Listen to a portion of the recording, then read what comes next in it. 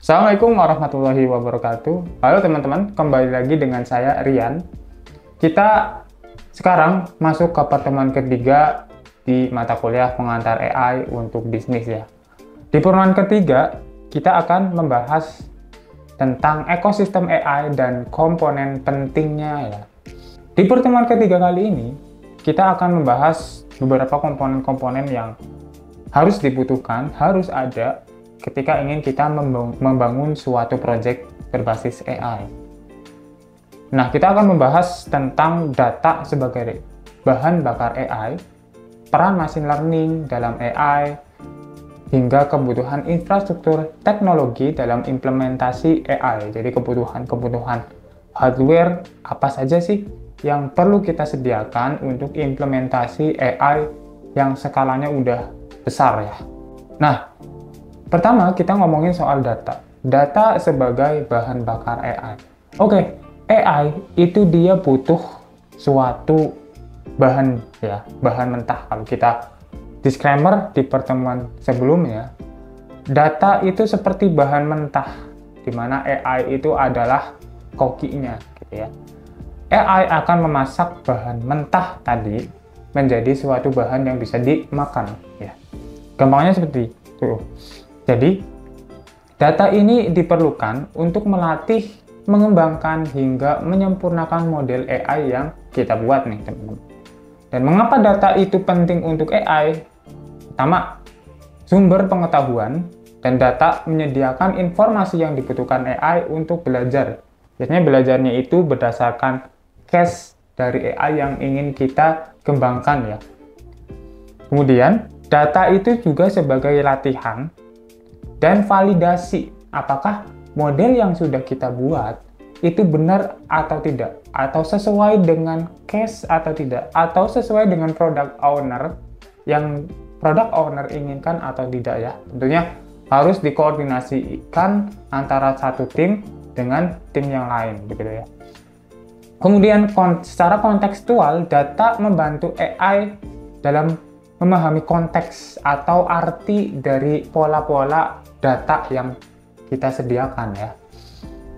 Dan ini bisa mengartikan atau memutuskan kita keputusan apakah yang bisa kita ambil berdasarkan data yang disediakan atau yang ada begitu ya.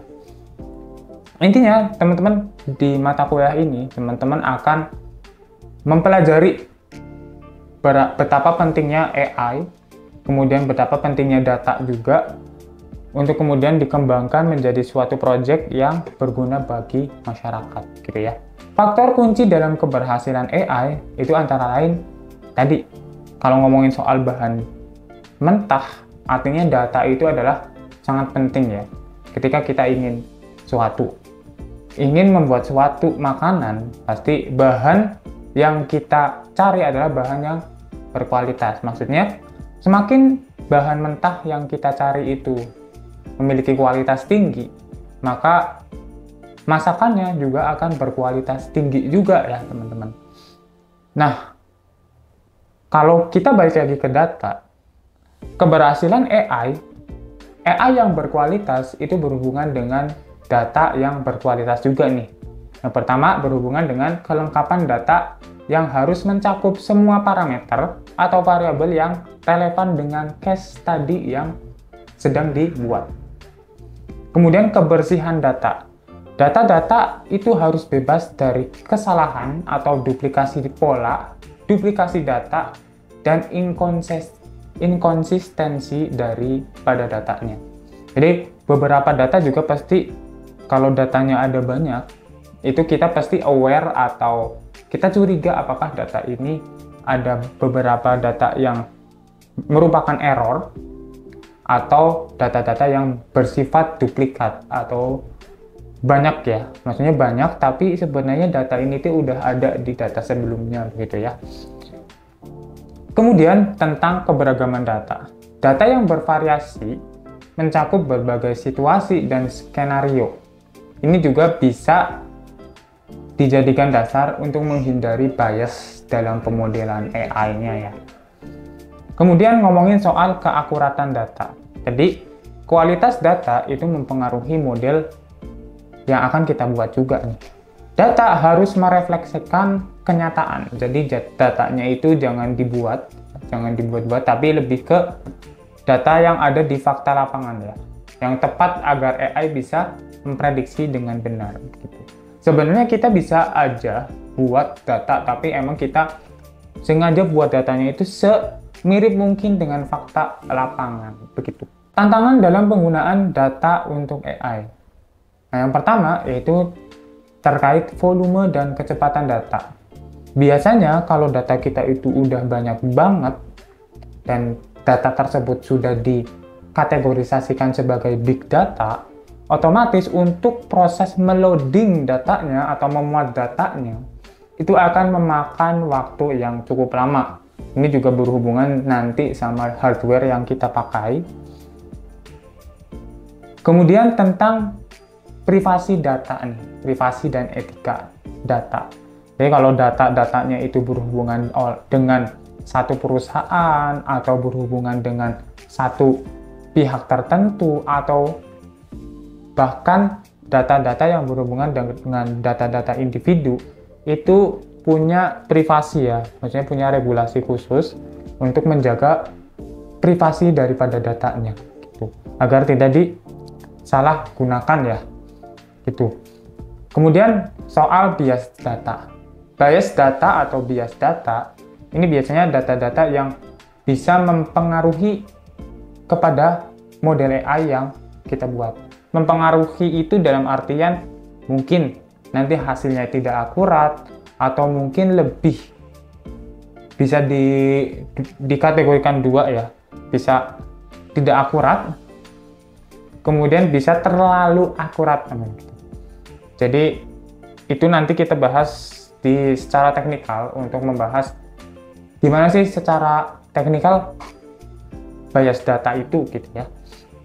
Kemudian soal keamanan data. Keamanan data juga nanti berhubungan juga sama privasi data. Ya, ini melindungi juga data-data yang bersifat privasi ya. Biasanya data-data yang bersifat privasi itu adalah data-data kita, data-data pribadi, KTP, riwayat hidup ya, atau mungkin data-data yang berhubungan dengan surat-surat sertifikat tanah teman-teman gitu, atau mungkin aset seperti motor dan laptop atau next, masa depan AI dan data. Oke, saya sebagai pengajar saya yakin 100% AI akan menjadi hal-hal yang biasa di kehidupan kita 5 tahun yang akan datang. Karena sekarang aja kalau teman-teman perhatikan ya, pasti di antara teman-teman sudah mengenal yang namanya ChatGPT. Itu punya OpenAI, kemudian Gemini itu punya Google, kemudian kalau punya Meta namanya Llama ya, L-nya 2. Nah, perusahaan-perusahaan yang saya sebutkan adalah perusahaan-perusahaan pengembang large language model ya, di model-model yang berhubungan dengan bahasa-bahasa tingkat tinggi dan bisa dengan cerdas, dengan cepat juga menjawab respon yang kita inginkan. Nah, sekarang aja kita sudah terlalu sering memanfaatkan AI. Apalagi 5 tahun ke depan nanti ya. Tuh. So, masa depan AI itu sangat cerah. Makanya Indonesia itu sangat dibutuhkan beberapa SDM yang berhubungan dengan teknologi ya, khususnya yang fokus di bidang AI, penerapan AI untuk bisnis ya. Nah, data akan terus menjadi faktor utama dalam inovasi dan pengembangan AI ya. Jadi kalau datanya tergantung sih, kalau kita punya data, misal data kepolisian, data kesehatan, terus data pertanian mungkin. Nah, masing-masing data di masing-masing bidang ini itu bisa kita jadikan dasar untuk kemudian dikembangkan sebagai project AI tertentu yang spesifik menurut bidangnya masing-masing berdasarkan datanya. Peningkatan keberlanjutan dalam pengumpulan dan penggunaan data untuk menghindari ketergantungan pada data yang besar. Oke, ini adalah adjustment dari data yang sudah ada kemudian menggunakan data-data yang diperbarui gitu ya.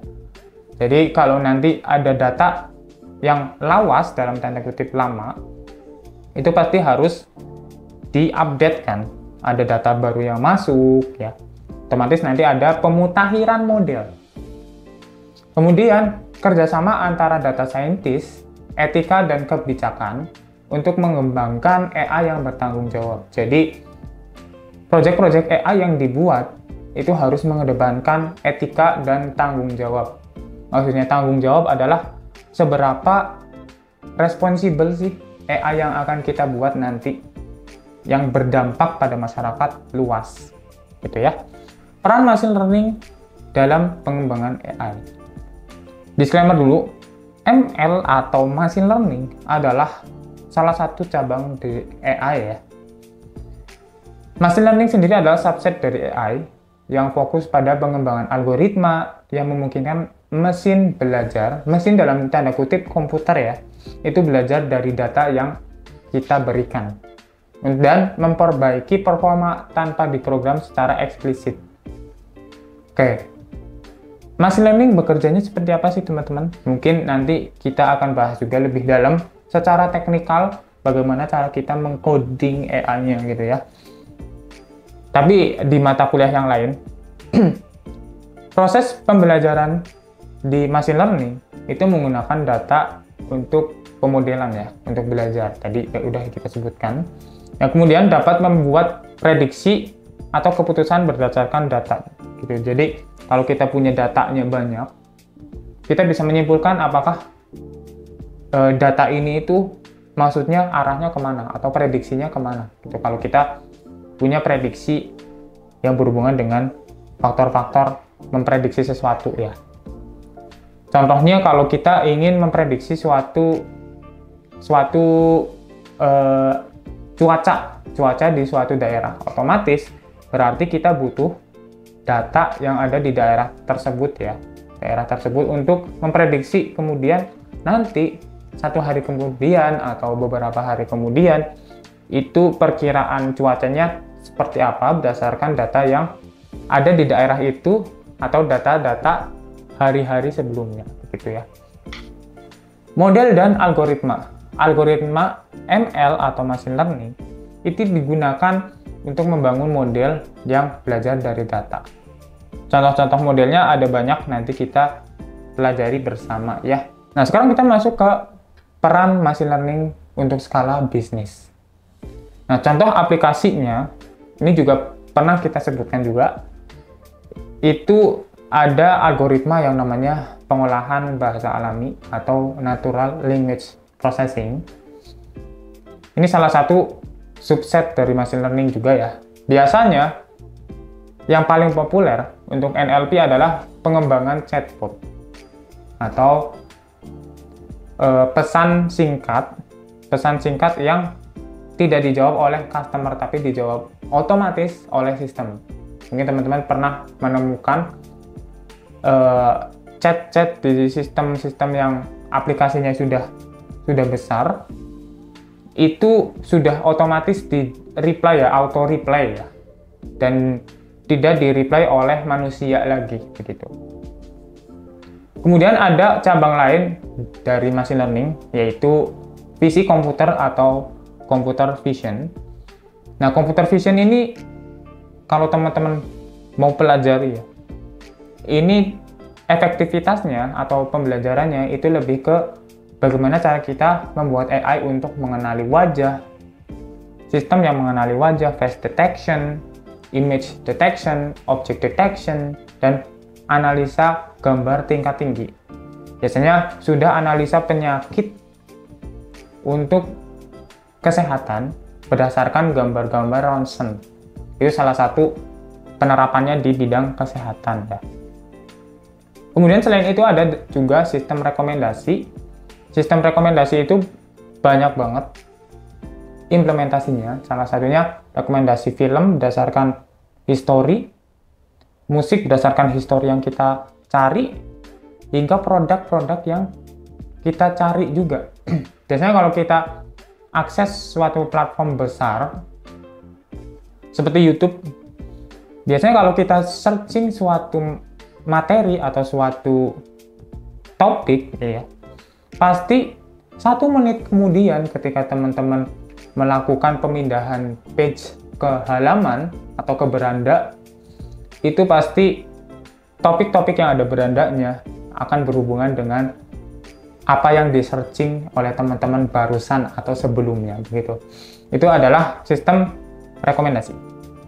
Kemudian ada juga mobil otonom, ya, atau mobil-mobil yang tidak ada pengendaranya dan dia bisa melakukan self-driving, mobil yang melakukan self-driving tanpa sopir, dan dia bisa melacak apakah di depan itu ada halangan atau ada orang yang berseberangan, dan dia bisa mendeteksi maps juga ya kalau di mobil otonom.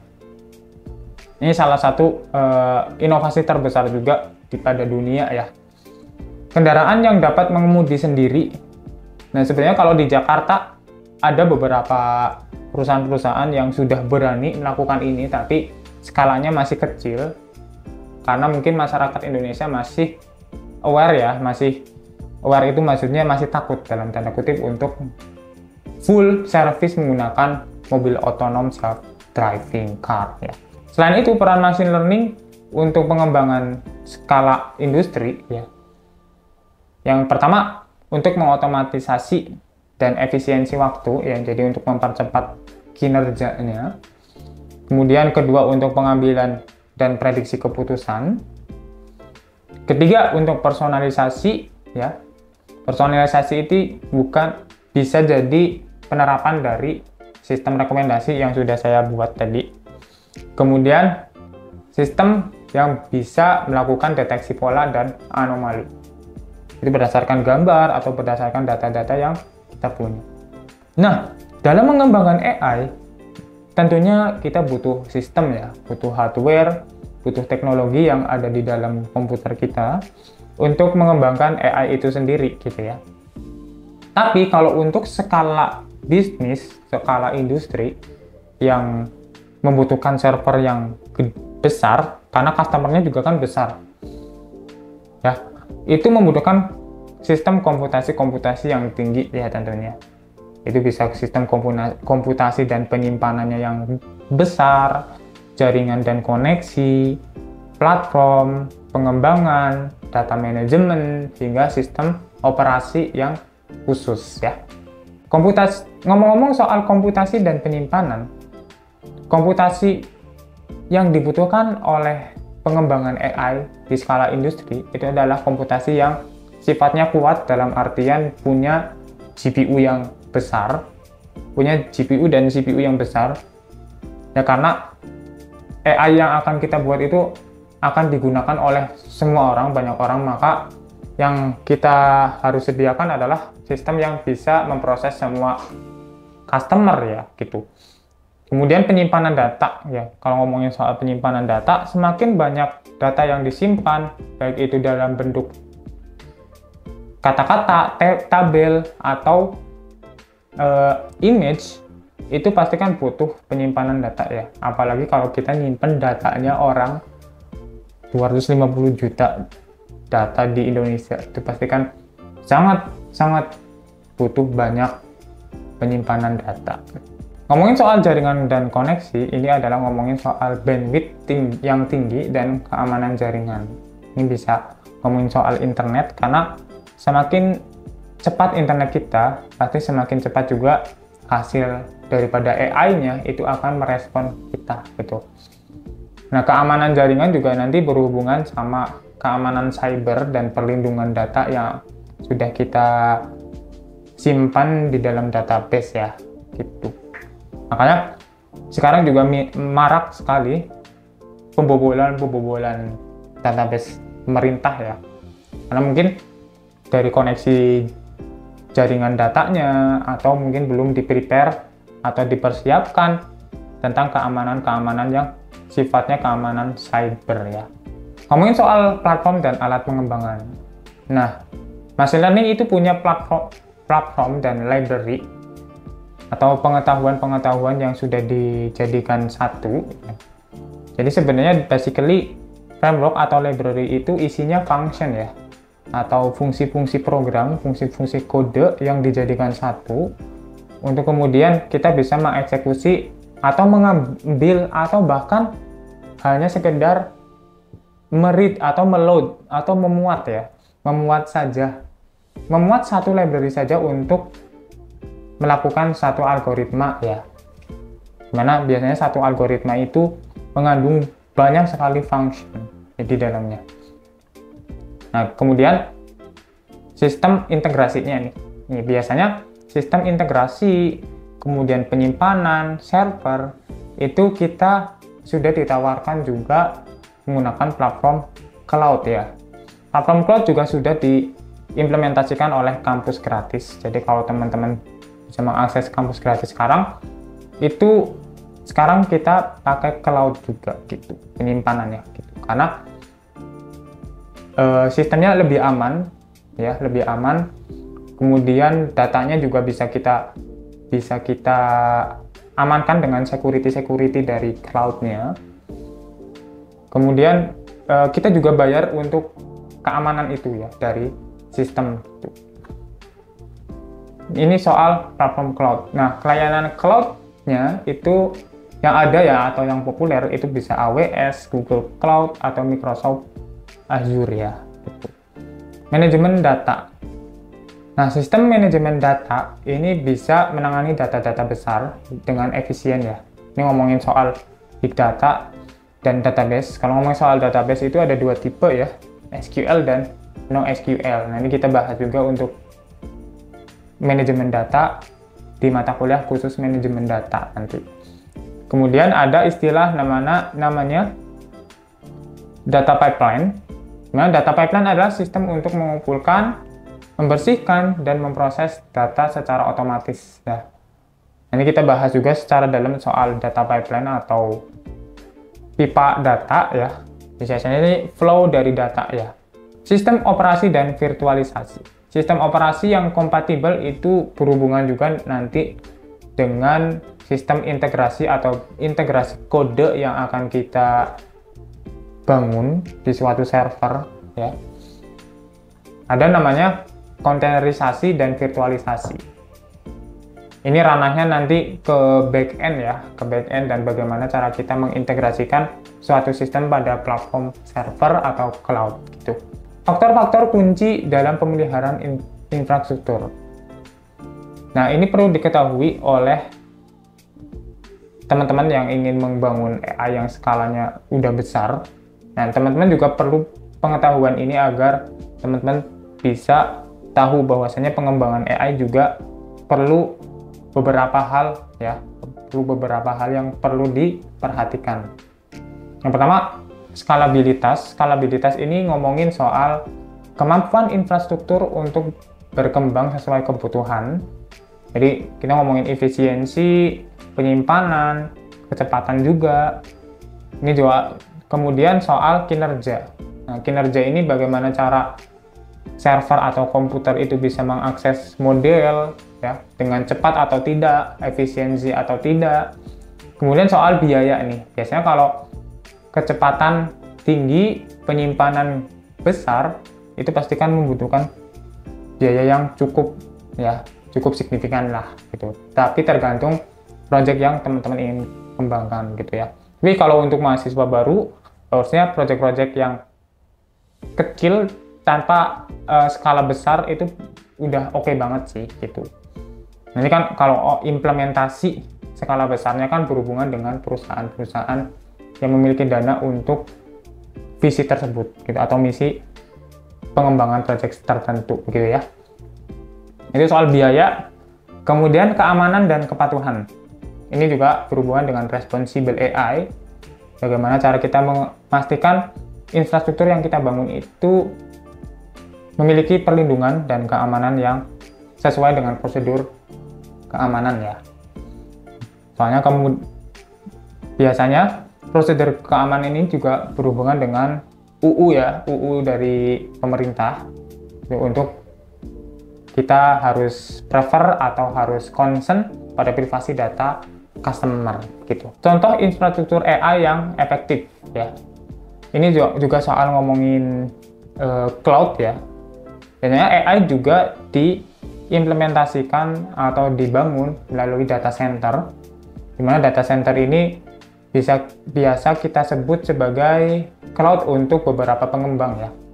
Jadi beberapa pengembang yang ada di sini yaitu AWS, GCP, Microsoft Azure, mereka itu punya data center tersendiri dan data centernya disebar di berbagai negara ya.